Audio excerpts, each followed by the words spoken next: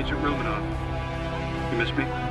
Oh yeah, Charles, we got ourselves an X-Men fan. Captain. Your Highness. Captain, big fan, Spider-Man. Hey everyone. Hey everybody, welcome back to Film Artsy. I'm your guy, Charles Baker, and today, yes, we are indeed doing another Spider-Man video. Don't worry, I'm not even going to try to go down the rabbit hole of whether this is true or that is true. I'm sure you're like me, feel pretty inundated with a ton of Spider-Man news. It's exciting because we're all kind of salivating for that last little dangling carrot of information. Although we got the amazing Spider-Man No Way Home trailer and we have all this other stuff leaking out, we're just wanting confirmation. We want to know whether Tobey Maguire and Andrew Garfield are going to be in this thing. And quite frankly, I don't think we're going to get to know that right until the film comes out, because if I was a strategic marketer of this film, the last piece of information you would reveal right at the end there and say, well, here they are, and then it's just a huge box office score, right? Today, actually, we're going to be talking about Tom Holland and all the things that he's mentioned about the previous Spider-Man movies. One thing that I really love about the Spider-Man franchise is the fact that they seem to have really good synergy and a friendly relationship towards each other. It's something that's not super common. Like, you don't see a lot of friendliness amongst other kind of franchises that have, or even if they have, it's not always talked about in such a beloved way. Like, Tom Holland is very open about how he drew inspiration from the previous Spider-Man films. Before we get started to taking a look at some of Tom Holland's favorite villains, favorite scenes, and favorite moments from the previous Spider-Man films, let me know in the comments below who your favorite Spider-Man character is from any franchise, from any film, or if you want to be really cheeky about it, you can even let me know who your favorite character is from the comics. I'll let you know mine at the end, and it'd just be fun to share about all of our fun Spider-Man things that we love. I know you're probably just as excited as I am for the upcoming film. So Tom and Jacob sit down. If you don't know who those are, that's Peter Parker and Ned. Sit down for an interview, and they're talking about their favorite things about the previous films. This isn't the first time that Tom Holland has mentioned them, but this is the ones where they kind of like drill into some really good questions. The first thing they talk about is who their favorite villain is. The original Spider-Mans and the Amazing Spider-Mans brought to life a lot of different villains. Some of the more notable ones I'd say are probably in the Sam Raimi universe. I can't get around that even Willem Dafoe's Green Goblin, although I wish the suit's like mouth moved or it looked a little bit different, is unforgettable. And then the portrayal of Doc Ock by Alfred Molina is amazing. And the fact that we're just getting another round of that Doc Ock and that Green Goblin is... I just love what's happening so much with Spider-Man right now. Jacob and Tom split on this one. Jacob actually leans towards Green Goblin being his favorite villain, and Tom is a big Doc Ock lover. So what I'm starting to discover is that Tom Holland and I are basically the same person, except he can do gymnastics, he's Spider-Man, and he's incredibly famous. But you know what? That's okay, because we love you, Tom Holland. Another thing that they mention in this interview, and like I've said, this is in other interviews as well, is just their complete enjoyment of Peter Parker through every iteration of the Spider-Man.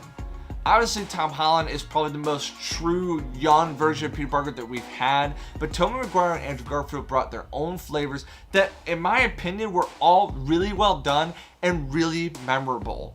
Tobey Maguire was really in touch with his emotional side. This is something that Tom mentions in the interview. He talks about how Tobey was just really having to wrestle with, you know, the weight of being a superhero and the implications of how to have to deal with some of these things practically. And it just made him complex. And it's not something you see a lot even in today's movies. Like in the Marvel movies, it's not a wrestling that you find our characters dealing with. And that's why I think Spider-Man 2 is held in this high elevated status, because it's just not been done again as well. And then with such a great villain, it's really a great film. So if you ever watched Spider-Man 2, I don't know why you're here, but you should go watch it like yesterday. Before we continue this video, I just want to let you guys know that we have an awesome Instagram that updates on a regular basis with all things Marvel, DC, and everything that you love about the movies. So if you haven't already, go follow the Instagram right now. You won't regret it. Now let's get back to the video. Tom Holland also brings up that Andrew Garfield had a unique take on Peter Parker. It's a different, more high school version, probably more similar to Tom Holland's, but it's actually Peter Parker and his chemistry with Emma Stone. Now, I don't keep up with celebrities, and we have other channels here from Filmartsy that do just that. You should check those out. But obviously, during that filming of those movies, Andrew Garfield and Emma Stone were in a relationship, and that chemistry really comes through in the film. That's what Tom mentions. He's like, the dynamic between Gwen Stacy and Andrew Garfield is so good in both films. Actually, that's what makes, spoiler alert, the second Amazing Spider-Man so gripping and heartbreaking, is to see Gwen Stacy die. It's just, I've watched that scene so many times, and it just breaks me every single time. That's why I'm like crying out for the Marvel people out there that if you are gonna have Andrew Garfield and Tobey Maguire, I know that's probably just enough with everything else that's going on, but I would love a moment where Andrew Garfield does meet with Emma Stone again, but it's a different Emma Stone, the Gwen Spider-Man's Emma Stone, which I think would be amazing. I don't think we'll ever get this, and like I said in that video that I made, it's like a 1.3% chance, but just to have that interaction where they both lost the other person in their own dimension, and they're just expressing what it felt like to lose each other, and that they're not going to lose each other even though they're from different dimensions. I just think that'd be an amazing sequence.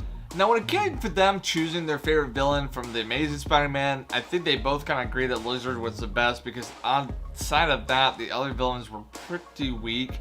But one thing that I really liked that they drew is that each iteration of Spider-Man, Tom was just saying that for him preparing for Peter Parker, he really did have 5 incredible films, even though maybe the films weren't perfect. I mean, we know Spider-Man 3 had its moments where it wasn't great. We know even the Amazing Spider-Man movies were okay, and I still argue that 2 is not very good. Is that the actors for both of these roles as Peter Parker really landed well, and they're memorable, and they were definitely not the problem with those films, although I still think Sam Raimi's are all pretty good. And that's what I love about Tom Holland. He's really humble about the whole thing, and he's done really well about keeping the secret. If it is true that they're in the films, he has done such a good job at not breaking this thing wide open. We really don't know. I mean, we're having articles every day, right, where one person's saying it's definitely happening, and we have other people saying it's like it might not actually happen, like it. And I'm worried about it, but I just get to say, you know, right now, audience, whenever you're watching, maybe at the time you're watching, this has already been revealed, is just enjoy that at least we have synergy amongst these different entertainment company franchises, right, between Sony and Marvel. There's a moment where we almost lost it all, right, where Tom Holland wasn't going to keep being our Spider-Man, Sony was going to pull it all, and it was all going to kind of just be really sad. But we have such great synergy between these franchises, such respect for each other and the actors and their portrayals of the roles, and it's just something that we don't get a ton of. And for that, I'm really grateful. Like, it makes me like Spider-Man that much more. I mean, it is so high, if not my favorite, just superhero in general. But just to see this movie, even if Andrew and Tobey don't show up, well, look what it is already. With William Dafoe, Alfred Molina, Jamie Foxx, I mean, come on. That's something really special. I promised you guys I would definitely tell you my favorite Spider-Man character, and although, like I said earlier, I kind of revealed it, Tom Holland and I are the same. Alfred Molina's Doc Ock changed things for me when it came to just the way I viewed what a villain could be and the acting depth that it could have, especially in a superhero film. And so for that, I just will always love it.